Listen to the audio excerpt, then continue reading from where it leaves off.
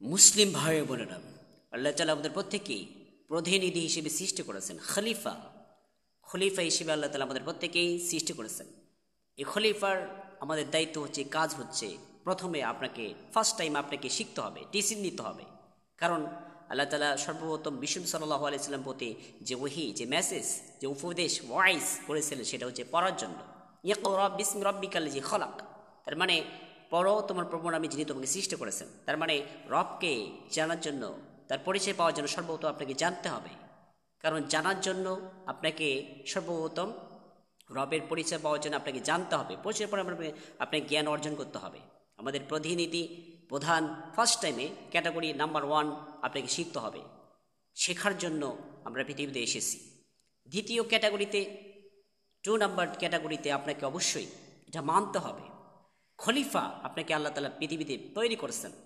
Number 2, আপনাকে অবশ্যই এটা মানতে হবে, কারণ আপনি শিখেছেন, এরপর মানবেন। তৃতীয় ক্যাটাগরিতে আল্লাহ তাআলা বলেছেন যে তোমরা অপর ভাইয়ের কাছে এটা পৌঁছে দাও। তৃতীয় ক্যাটাগরিতে অবশ্যই আমাকে এই যে আমি যে জানলাম মানলাম, শুধু নিজেই জানবো, শুধু নিজেই করব, নিজে আমল করব, অপর ভাইকে পৌঁছে দেব না। আমরা অনেকজন আসি যে আমি অনেক জানি, আমি অনেক জানাশোনা, আমার মতো কেউ জানে না। আমরা এইরকম অনেক ক্যাটাগরি এরকম মানুষ আছে যে আমি অনেক জানি, আমি অনেক জানি, আমি অনেক জানি, তুই কি জানিস, এগুলো পড়ে থাকে। আস্তাগফিরুল্লাহ, এটা বলা যাবে না। আপনি যেটা জানেন এটা মানেন, এটা নিজের কাছে রাখিয়েন না। অপর ভাই যেন আপনার মতো, আপনি যেরকম পালন করেন ইসলাম, যেরকম আপনি দায়িত্ব পালন করেন, এটা যেন অপর ভাই যেন এরকম দায়িত্ব পালন করতে পারে।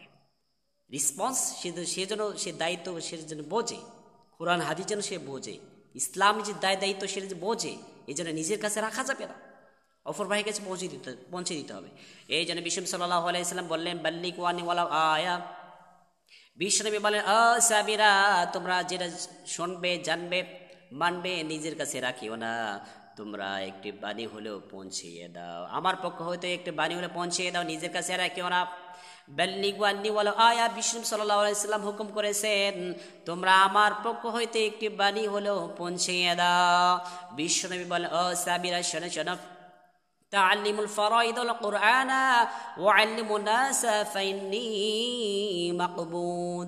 বিশ্বনবী বলেন, ও সাবিরা, তোমরা কোরআন মাঝে শিক্ষা গ্রহণ করো, তোমরা ফরজ কোরআন বিধান তোমরা শিক্ষা গ্রহণ করো। আমরা বুঝি কোরআন শুধু তেলাওয়াত করব, শুধু বুঝবো না। আপনি যদি তো কোরআন তেলাওয়াত করেন, যদি না বোঝেন কোরআন আল্লাহ তাআলা কি মেসেজ দিয়েছেন, কোনটা হারাম করেছেন, কোনটা হালাল করেছেন, কোনটা হুকুম করেছেন, এটা বোঝার জন্য আপনাকে কোরআন বুঝিয়ে পড়তে হবে, মেসেজ জানতে হবে।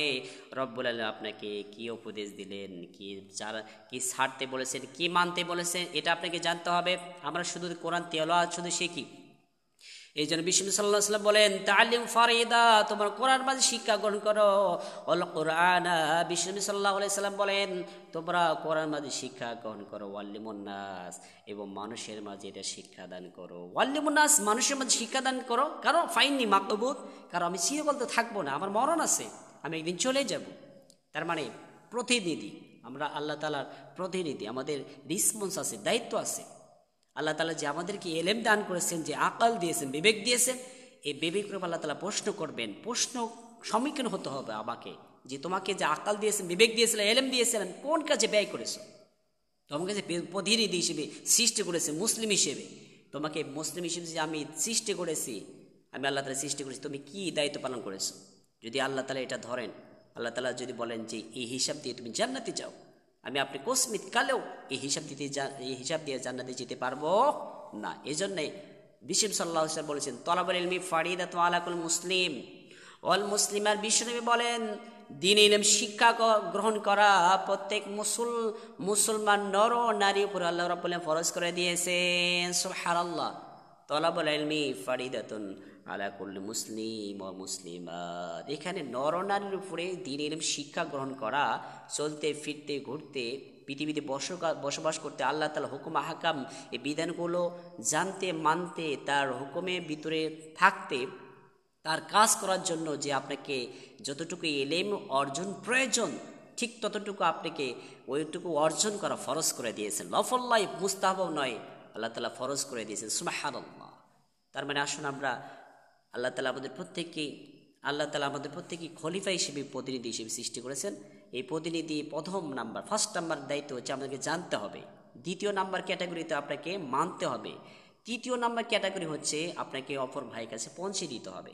আমি জানি আমি একজন হাজব্যান্ড, কিন্তু আমার স্ত্রী ওয়াইফ জানে না, তাকে হাদিস পৌঁছে দিতে হবে। আপনি যেটা জানেন আপনার ওয়াইফকে বলেন, আপনার সন্তান জানেন তাকে হাদিস শিখিয়ে দেন, কোন হাদিস তাকে শিখিয়ে দেন, প্রতিবেশী আছে তার কাছে পৌঁছিয়ে দেন, তার কাছে শেয়ার করেন।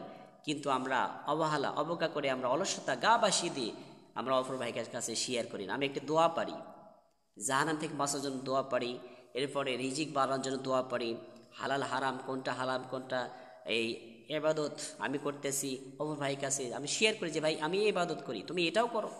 তার মানে ও আনফুসিকুম ওয়া আহলিকুম নারা, নিজে আগুন থেকে বাঁচো, অপর ভাইকে বাঁচাও। এটা হচ্ছে আল্লাহ তাআলা ফরজ করে দিয়েছেন। প্রত্যেক প্রতিনিধিকে আল্লাহ তাআলা দায়িত্বশীল হিসেবে তৈরি করেছে। এই জন্য ভাই আসুন আমরা নিজে বাঁচি আগুন থেকে, জাহান্নাম থেকে, অপর ভাইকে বাঁচানোর জন্য চেষ্টা করি। আল্লাহ তাআলা আমাদের প্রত্যেকেই এই দায়িত্ব রেসপন্স, আল্লাহ তাআলা আমাদের দায়িত্ব, এই প্রতিনিধি হিসেবে যে দায়িত্ব পালন করা দরকার সে দায়িত্ব পালন করার তৌফিক দান করুন, আমিন।